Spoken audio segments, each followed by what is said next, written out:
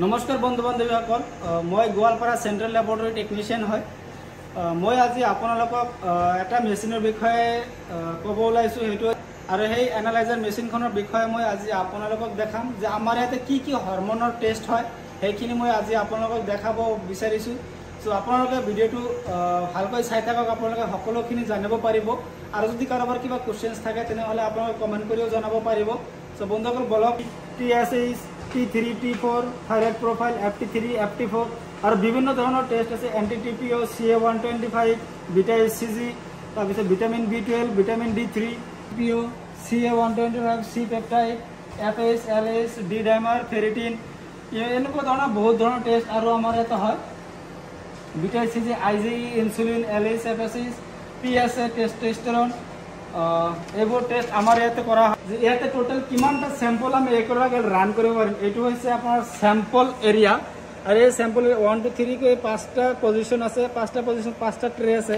মই এটা ট্ৰে ওলাই আপোনালোকক দেখাই দিছোঁ। ইয়াতে এটা ট্ৰেত 8টাকৈ পজিশ্যন আছে, মানে 8জন পেচেণ্টৰ টেষ্ট আমি একেলগে বহাব পাৰিম।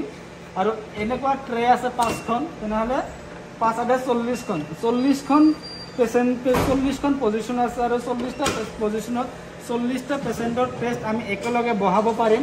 আৰু ইয়াতে আপোনাৰ ৰিয়েজেণ্ট ট্ৰেটো মই আপোনালোকক দেখাই দিছোঁ। ৰিয়েজেণ্ট আমি একেলগে বহাব পাৰিম 9টা ৰিয়েজেণ্ট।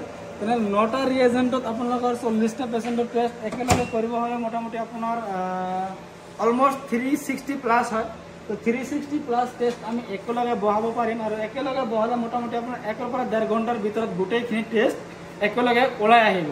মানে যিমানখিনি পজিশ্যন আছে গোটেইখিনি পজিশ্যনত যদি আমি গোটেইখিনি চেম্পল ভৰাই দিওঁ আৰু যিমানখিনি ৰিয়েজেণ্ট ট্ৰে বা ৰিয়েজেণ্ট আমি ভৰাব পাৰিম সেই পজিশ্যন হিচাপে গোটেইখিনি ভৰাই দিলে 360 টেষ্ট আমি একেলগে ৰান কৰিব পাৰিম 1 বা 1.5 ঘণ্টাৰ ভিতৰত।